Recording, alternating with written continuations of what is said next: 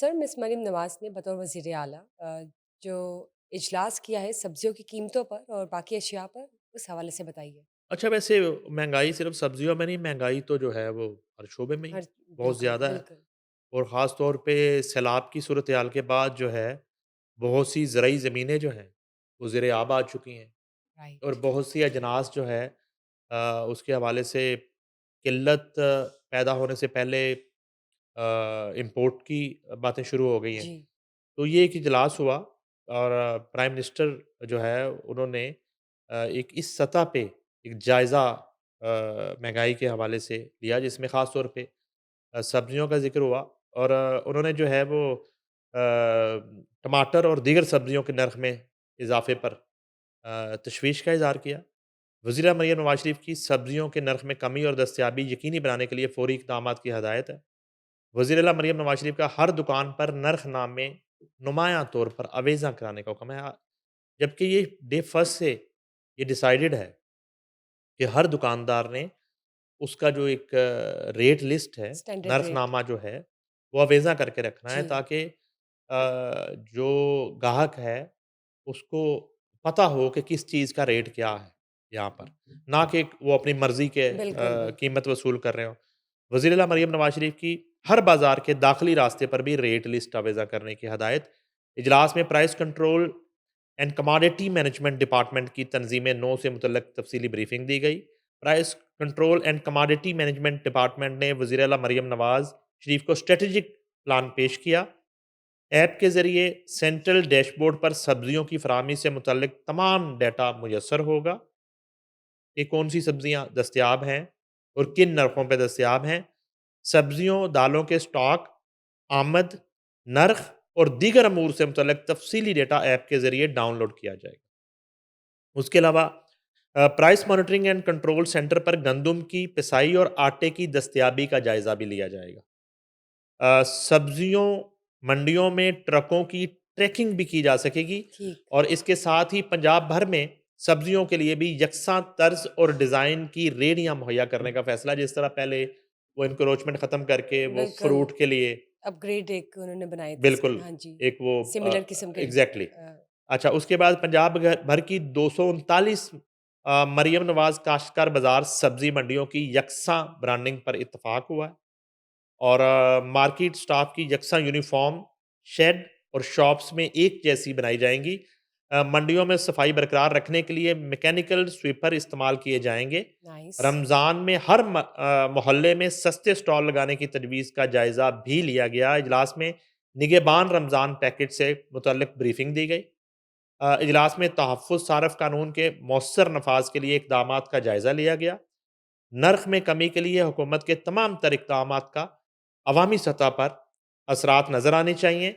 सब्जियों की ज़रूरत का तयन करके पेशगी इंतज़ाम किया जाना चाहिए, ये कहना है मरियम नवाज़ शरीफ का।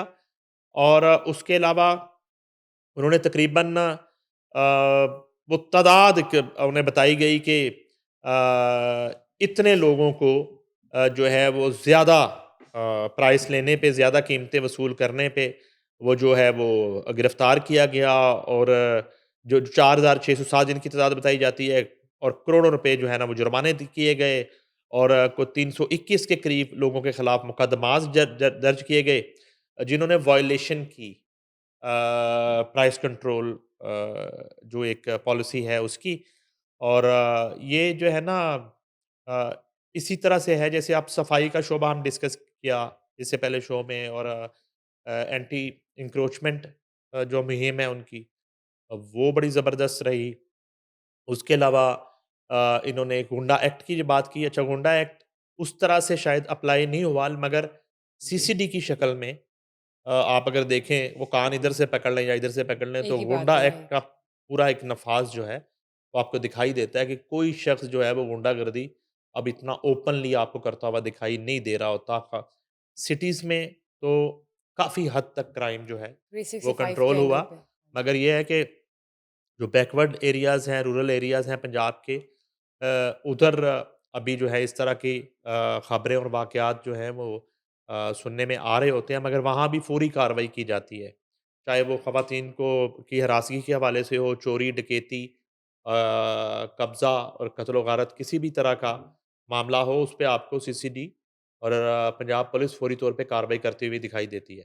तो ये जो एक फ़ील्ड में निकल के एक जो है ना एक कहते हैं ना कि मुआशरे की नब्ज़ पे हाथ रखने वाला मामला, वो जब तक आप लेग वर्क नहीं करते, तो आप सैलाब देख लें और उसके अलावा आप देख लें कि मरियम नवाज़ ने जो है वो लेग वर्क उनका जो है, वो बड़ा ज़बरदस्त रहा। यकीनन। यही वजह है कि उन्हें जो है ना इनकी टीम जो है ब्यूरोक्रेसी से लेके और इनके वुज़रा, इनकी काबीना और मुतल्लिका महकमे, वो एक जो जिसको आप कहते हैं ना कि सादा लफ्ज़ों में बेवकूफ़ नहीं बना सकते आप, लॉलीपॉप नहीं दे सकते, ठीक। चक्कर नहीं दे सकते। जब चीफ़ एग्ज़ेक्टिव जो है ना, वो खुद फ़ील्ड में मौजूद हो, बिल्कुल, इस तरह बिल्कुल। से, सही बात की आपने। तो फिर ना आप गलत बयानी करके जो है ना वक़्त गुज़ार सकते हैं। तो चीफ़ एग्ज़ेक्टिव जो है वो सुबह 6 बजे ऑन हो, तो फिर सारी ब्यूरोक्रेसी क्या और सारे ऑफ़िसरान क्या और सारे डिपार्टमेंट क्या, राइट। सबको एक्टिव होना पड़ता है और उसी तरह से भागना पड़ता है उसी स्पीड के साथ। अलबत्ता ये है कि ये बड़ी हौसला अफ़ज़ा सूरत-ए-हाल है। अब सिर्फ़ ये है कि सैलाब ज़दा इलाकों में रिहैबिलिटेशन का जो अमल है वो कब तक मुकम्मल होता है और जैसे-जैसे स्क्रूटनी का अमल मुकम्मल हो रहा है और जैसे-जैसे वेरिफ़िकेशन का अमल मुकम्मल हो रहा है, वहाँ पे लोगों को वादे के मुताबिक जो है उनके नुकसानात का जो अज़ाला है नक़द रकम की सूरत में वो शुरू हो चुका है, उसके चेक्स मिलना शुरू हो गए हैं। अब ये प्रोसेस कितनी जल्दी आगे सर्दी आ रही है, मौसम चेंज हो रहा है। सर्दी में गर्मी में गुज़ारा हो जाता है, आप जो है ना वो एक ओपन एरिया में ज़िंदगी गुज़र सकती है, मगर सर्दी में बड़ा इश्यू होता है छोटे बच्चों के लिए।